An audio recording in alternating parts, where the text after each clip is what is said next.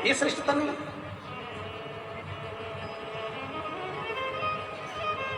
एक यहाँ पर प्रतिभा जी बैठी हुई है, हम पहले कथा करने आए थे उस स्थान पर, तो कहाँ बैठी है ये बैठी, इन्होंने पत्र लिखकर भुवनेश्वर धाम पर भेजा। उस पत्र में इन्होंने लिखा कि गुरु जी आपने राधा जी के विषय में जो वर्णन किया उसके लिए लोग आपको अपशब्द कहें, आप कुछ नहीं कहेंगे। Subscribe this channel. फिर मैसेज दिया गया कि जो भी चीज़ें प्रमाण की होती है वही व्यासपीठ से बोली जाती है।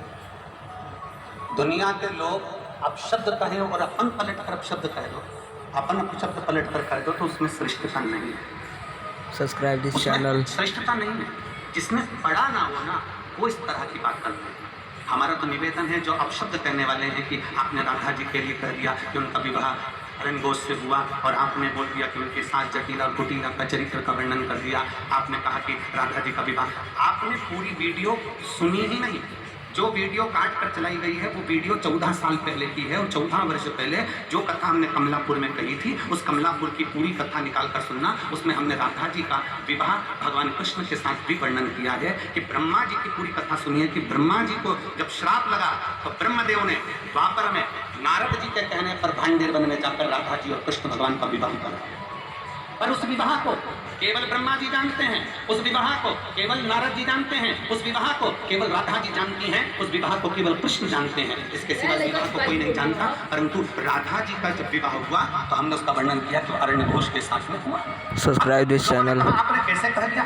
तो हम कहें कभी पढ़िए, और अगर पढ़ नहीं सकते तो ब्रज 84 कोस की यात्रा करने जाइए, और ब्रज 84 कोस की यात्रा करने जाओ तो ब्रज 84 कोस में कोकिला वन में जाइए, और कोकिला वन में कोसी के पास में मथुरा क्षेत्र कोसी क्षेत्र के मध्य में जावा गांव जाइए, और जाव गांव जाइए, उस जाव गांव में जाकर देखिए उस गांव में अनय घोष, जटिला, कुटिला, कृष्ण और राधा जी का मंदिर बना हुआ है जो आज भी ब्रज 84 कोस में विराजमान है। Subscribe this channel. अब दुनिया के लोग कहेंगे तो ब्रह्म वैवर्त पुराण के 271 नंबर पेज पर 49 नंबर के अध्याय में भगवान राधा रानी के विवाह का प्रसंग वर्णित है, और चाहो तो ब्रह्म वैवर्त पुराण लाओ। Subscribe this channel. मैं चाहूंगा चैनल वालों से कि आप भी दिखाएं कि ब्रह्म वैवर्त पुराण के अंतर्गत राधा जी के विवाह का प्रसंग है।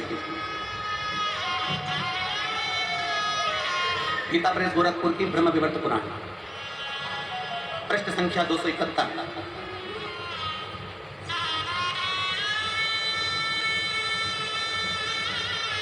पृष्ठ संख्या 271, अध्याय नंबर 49, जिसके अंतर्गत भगवान देवाधिदेव महादेव, आप जहां हमारी उंगली चल रही है वहां पर दिखाएं, श्री महादेव जी माता पार्वती को कहते हैं, पार्वती जी ये पूरा प्रसंग आप पढ़िएगा और पढ़ने के बाद फिर नीचे आइएगा।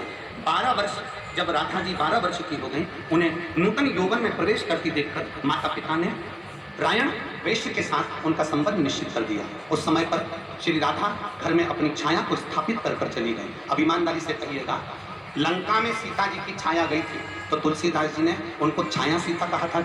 क्या कहा था? सीता जानकी जी। सीता जी को लेकर हरण कर रावण गया तो छाया सीता कहकर नहीं लेकर गया, माता जानकी को लेकर गया। तो यहाँ पर भी प्रसंग आता है राधा जी का। तब राधा जी ने अपनी छाया को स्थापित कर दिया और छाया के साथ ही उक्त रायण का विवाह हुआ। ये प्रसंग हमारे यहाँ ब्रह्म वैवर्त पुराण के अंतर्गत लिखा हुआ है। और अगर किसी को पढ़ना भी ना आए तो हमारा निवेदन है एक बार ब्रज 84 कोस की यात्रा जरूर करिए, और ब्रज 84 कोस की यात्रा करते समय आप जाव गांव जाइए, कोसी कला के पास में कोकिला वन के अंतर्गत मथुरा के अंतर्गत जाव गांव में जाओ, और वहां अनय घोष का मंदिर बना हुआ है, अयन घोष का मंदिर, जटिला कुटिला का मंदिर बना हुआ है जहां भगवान कृष्ण और राधा विराजमान है। तो जीजी ने कहा कि गुरुजी ये लोग आपको अपशब्द कर रहे हैं। हमने कहा उसका जवाब नहीं दिया जाता, अपशब्द कहने वाले अपशब्द कहते रहेंगे और भगवान शंकर की कथा आगे बढ़ती रहेगी। Subscribe this channel. कोई आड़ा टेढ़ा कह रहा है तो क्या अपन आड़ा टेढ़ा कह देंगे, कोई गाली दे रहा है तो क्या अपन गाली दे देंगे। कितना सुंदर चरित्र महाभारत के अंतर्गत आता है। द्रौपदी के सोते हुए 5 पुत्रों का वध अश्वत्थामा ने कर दिया। सुनिए कथा, अरे बोलो तो जमते। अश्वत्थामा ने द्रौपदी के सोते हुए 5 पुत्रों का वध कर दिया। भीम अर्जुन अश्वत्थामा को पकड़कर द्रौपदी के सामने खड़ा कर दिया, तलवार दे दी हाथ में, ले द्रौपदी काट दे शीश अश्वत्थामा। हे द्रौपदी अश्वत्थामा का शीश काट, ले ये तलवार काट दे शीश अश्वत्थामा। द्रौपदी हाथ जोड़कर अपने पति भीम अर्जुन से कहती है, नहीं, मैं इसको नहीं मार सकती, ये मेरे गुरु का पुत्र है। गुरु का पुत्र? हाँ, तो इसने तेरे बेटे को मारा तो तू इसको क्यों नहीं मार सकती? द्रौपदी कहती है, अगर कोई कुत्ता हमें काटेगा तो क्या हम कुत्ते को काट खाएंगे? कोई सांप हमें डसेगा तो क्या हम सांप को डस लेंगे? कोई बिच्छू हमें काटेगा तो क्या हम बिच्छू को काट खाएंगे? द्रौपदी कहती है, अगर कुत्ता हमें काटे तो हमें कुत्ते से दूरी बना लेना चाहिए।